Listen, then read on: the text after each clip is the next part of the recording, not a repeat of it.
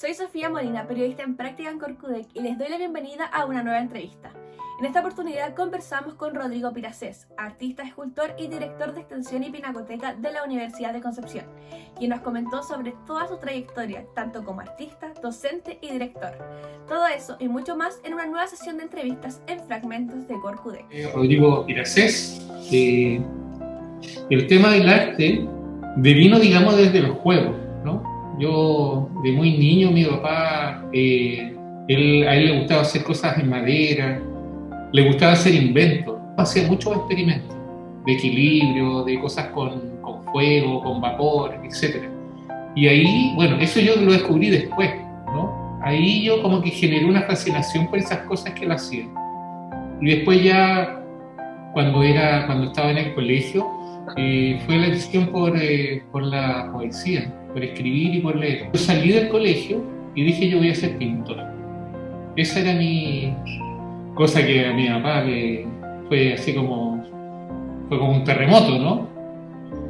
Entonces me dijo pero qué bueno, ¿qué vas a vivir? Y dije, no, yo voy a ser pintor. Y me acuerdo que comencé a hacer tela, bastidores, y empecé como a venderlo, ¿no? Me fue súper mal porque había una empresa que los hacía, entonces, y lo hacía yo, o sea, yo hacía todo, incluso hasta los rebajes, todo. Y como me quedaron tantas telas, dije, bueno, las voy a pintar y las voy a vender, ¿no? Y así lo hice. Entonces comencé a pintar como autodidacta. Tuve un maestro ocasional que todavía me recuerdo muy bien de su nombre, a quien le tengo mucho que agradecer, que se llama Carlos Barewill. Yo tenía como 19 años y él pasaba de su casa y me enseñaba, porque yo en esa época estaba trabajando con mi papá en una ferretería que tenía. Entonces yo trabajaba atrás en la bodega, ahí tenía mi taller. Y pasaba Carlos, que vivía por ahí cerca, y me hacía algunas correcciones de pintura, y ahí yo empecé a pintar, así como ya más formalmente. Y ahí empecé a hacer ponte bodegones, paisajes, que los vendía en una casa remate.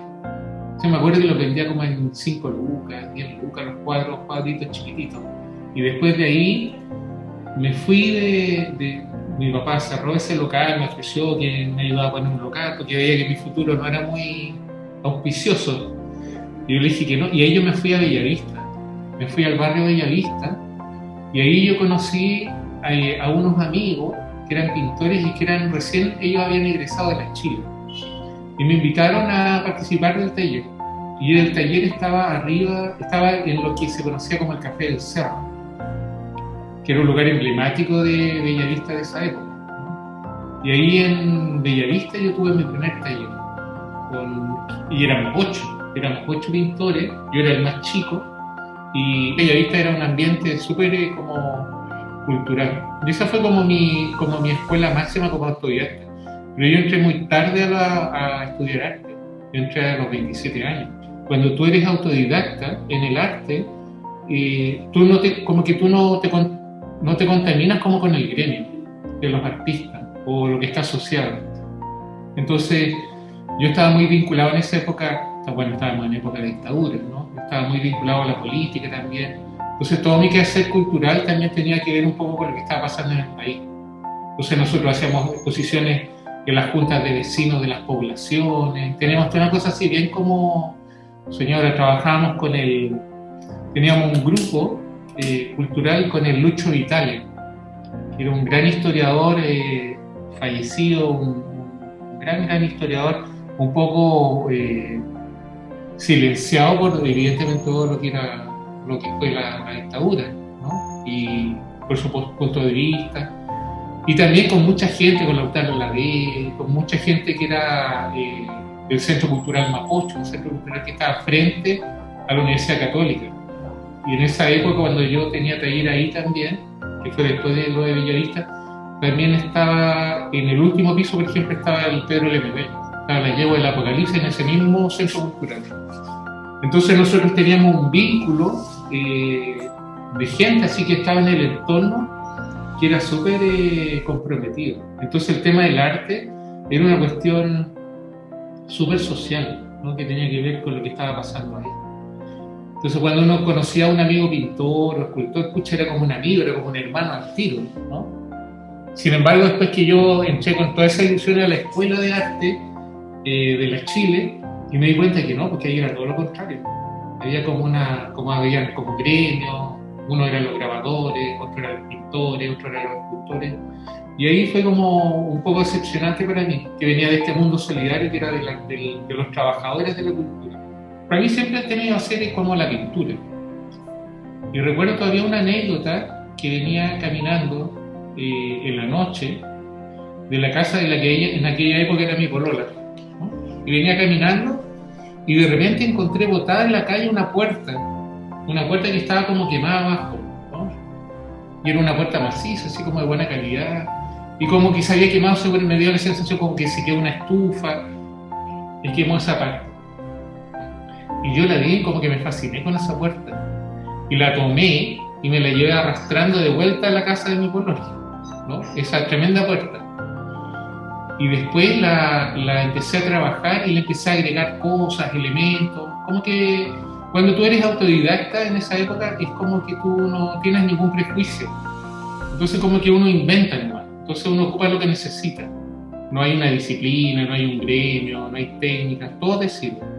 Cuando me metí a la Chile a estudiar, evidentemente yo lo que opté fue por estudiar escultura y no pintura, porque pintura ya sabía. Yo de hecho cuando entré a la Chile estaba haciendo una exposición individual mía en el Museo de Arte Contemporáneo.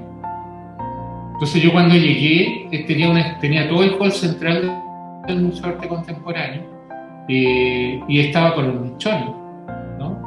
Entonces con los profesores también se generaba una suerte como de, no con todos, pero con otros como una suerte como de roce, ¿no? Porque por un lado nosotros artísticamente estábamos de igual a igual, incluso yo a veces estaba como artista con mucho más productividad que muchos profesores que no hacían nada, que hacían clases nomás.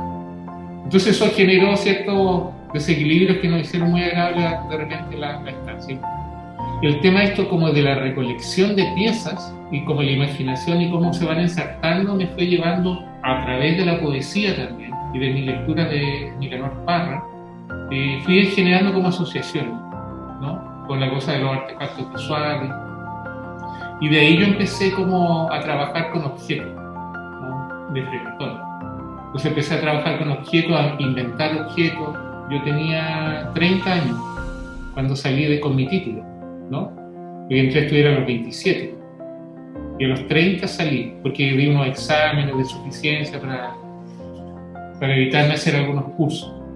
Y cuando salí, bueno, no tenía pega, obviamente. Como escultor no tenía pega. Así que tenía que hacer de todo, como muchos escultores. Yo de repente encontraba, por ejemplo, compañeros de curso que de repente los veía con las manos en una carretilla, ¿no? Y estaban trabajando en una hora. Y le decía, no sé, Pancho, compadre, ¿cómo estás? Y aquí estoy agarrado. Si igual tengo una hija y tengo que trabajar. Estaba trabajando en una construcción.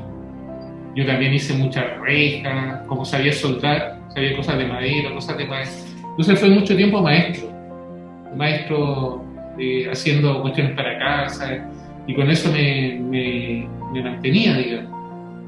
Trabajaba de garzón también, y en esa época ya había nacido mi primer hijo, entonces tenía como que atinar. Entonces trabajé de todo, vendí joyas, vendí seguro, trabajé de junior, trabajé de maestro muchas veces, de pintor de casa, etc. Hice muchas pegas. Y en una oportunidad estaba en esta situación un poco ya desesperado, ¿no? Porque ya era grande ya, ¿no? Y más encima tenía justo en el Museo de Bellas Artes, me había aceptado un proyecto que yo había enviado. Entonces era como, voy a poder exponer solo en el Museo de Bellas Artes. Y decía, bueno, pero ¿de qué me...? Porque tú como artista tú dices, bueno, yo voy a exponer el Bellas Artes, pero en lo concreto, en la vida concreta, no se traduce en que tú tengas una vida tranquila. Entonces ya yo voy a exponer Bellas Artes, pero igual tenía que estar trabajando de maestro, inventándome estas pegas. Y ahí me llamó una amiga, la Lorena Olivares, que era escultora, y ella estaba haciendo un reemplazo acá en Concepción. Y me llama por teléfono justo un día que yo estaba ultra hiperdeprimido. por lo mismo, porque tenía a mi hijo chico y tenía deuda y dice, chuta, ¿cómo lo voy a hacer? Y me llama y dice, oye, Rodrigo, ¿sabes que aquí hay un profe de escultura que se enfermó y necesitan un reemplazo? ¿Tú podrías venir? Yo dije, sí, pues, obvio. Y me dijo, ya, pero es para el jueves. Y yo no conocía, nunca había venido a Concepción, ni lo conocía. Y yo estaba en Santiago y le dijo, ya, yo llego allá, no sé cómo, pero voy a llegar. Me conseguí la cosa y bueno, y a la semana siguiente estaba acá. Y para mí fue tan impresionante, porque yo la semana anterior iba en la micro, porque no tenía auto, iba en la micro con mi bolso con herramientas de carpintero a una casa que estaba trabajando en Maipú, haciendo una logia, que estaba trabajando yo solo, yo hacía toda la mezcla y la cuestión de los pagos, los materiales, todo lo hacía yo solo. Y a la semana siguiente venía bajando de los talleres de escultura de los UDEC y un guardia me dice, profesor, ¿cómo está? Buenas tardes. Entonces fue un contraste así brutal y una experiencia maravillosa. Entonces ahí yo empecé a hacer docencia y para mí fue, de verdad que fue como una bendición, así como algo que me cayó así, como que se abrieron las nubes y me cayó esta cosa, que era así una cosa maravillosa, porque aparte de lo que yo más sabía y lo que más amaba era el arte. O sea, para mí, entonces encontrarme con un grupo de gente, de chiquillos, de chiquillas que estaban ahí como... Y entramos muy rápido en sintonía y ha sido desde ahí en adelante una experiencia para mí maravillosa. Uno ha estado cesante cuando te ha tocado pelar el ajo. Entonces yo estoy aquí ahora, no sé, como director de la Pinacoteca, ¿no? Que en la vida me había imaginado, ¿no? A estar así como... No estaba en mi mente. Entonces yo sé lo que siente una persona que quiere exponer. Yo sé que un artista de repente llega y sé que un artista de repente el tipo va a preferir gastarse la plata en hacerse un bastidor y una tela y comprarse óleo que no sé, que en pagar la luz o que en pintar la casa o de pagar el arriendo. Y eso yo lo sé porque lo viví, porque conocí, porque tengo muchos amigos que lo han hecho así. Entonces eso también a uno lo sitúa en un lugar distinto, incluso al hacer clases, porque no todos los artistas tienen la posibilidad que nosotros somos privilegiados, súper privilegiados. O sea, todos los que trabajamos aquí en la universidad, que tienen una pega de profesor, que pueden hacer clases de arte, son privilegiados. Ha sido maravillosa, la verdad, porque, claro, evidentemente tiene un montón de desafíos, porque de repente a mí cuando... que en aquella época era todavía profesor, Carlos Saavedra, ¿no? Era un profesor de física, un tipo así ya, pero que era como una eminencia, así como un máster, ¿no? Y yo empecé a trabajar en la campaña, digamos, por una motivación muy como profesor, porque pensaba que había que cambiar cosas, etc. Y de repente me llama y me dice, oh, Rodrigo, y dije, ya me va a preguntar si tengo algún nombre para Pinacoteca o para extensión de alguien como yo soy del Departamento de Arte. Me dice, bueno, Rodrigo, que estaban pensando que queríamos que tú te hicieras cargo de extensión y Pinacoteca. Y yo así como que quedé. Y bueno, ahí le dije que tenía que pensarlo porque era una decisión que involucraba muchas cosas y bueno, lo asumí y claro, en el camino uno va aprendiendo miles de cosas. O sea, nivelándote también porque tú tienes un conocimiento, pero como artista, como docente, y como docente también, porque es distinto el docente que estudia pedagogía. Yo no estudié pedagogía, y te das cuenta que las cosas que sabes sirven para tener una visión sobre lo que tú quieres hacer. Entonces para mí ha sido muy gratificante poder estar acá. O sea, ha sido como, yo diría que una de las oportunidades más importantes que he tenido en la vida, sí, profesionalmente, sin duda. Así que amo mi pega, o sea, la disfruto, la hago con cariño, o sea, me gusta mucho lo que hago. Cuando tú estás al borde del precipicio, es cuando tú consideras qué es lo verdadero y qué es lo falso, qué es lo real y qué es lo importante y qué no es lo importante. Entonces, institucionalmente, estar al borde del precipicio, de la pandemia, con la incertidumbre, te obliga a revisar y decir, bueno, ¿qué es lo importante? Y en ese sentido, lo que nosotros hemos querido como privilegiar, en un principio fue toda esta cosa como con los niños, ¿no? Como con la salud mental de las personas. Y lo otro es como tener el contacto humano con las personas. Porque a veces tú vas a ver una exposición y tú vas a ver la exposición y ves la obra, ¿no? Ves como el fenómeno artístico, pero no conoces al artista, cuál es su historia. Entonces lo que nosotros hemos hecho durante todo el año pasado y este año ha sido hacer las exposiciones, pero estar con el artista, conversar con él, conocerlo humanamente. Entonces eso te da como una dimensión distinta de lo que es el mundo del arte. Entonces lo queremos presentar como un conocimiento humano, intelectual, que es subjetivo, que es emocional, pero también detrás de eso también hay una persona, ¿no? Y esa persona es la persona que lo hace y por qué lo hace, que crean en sí mismo, que la experiencia de la verdad es una experiencia individual, y cuando esa experiencia individual es profunda, se hace colectiva. Pero tiene que ser una experiencia individual profunda para que sea colectiva. Y que el cambio parte en mi gesto más superficial. Ahí es donde la revolución parte en mi gesto más superficial. No parte, digamos, en la pancarta, parte en uno. Entonces nosotros tenemos que empezar a cambiar para irnos sumando a otros que también están cambiando. Y esa acción amparada en la creencia, en uno mismo, en las capacidades y en lo que somos como seres humanos, es lo que yo creo que es lo más importante y trascendente en la vida.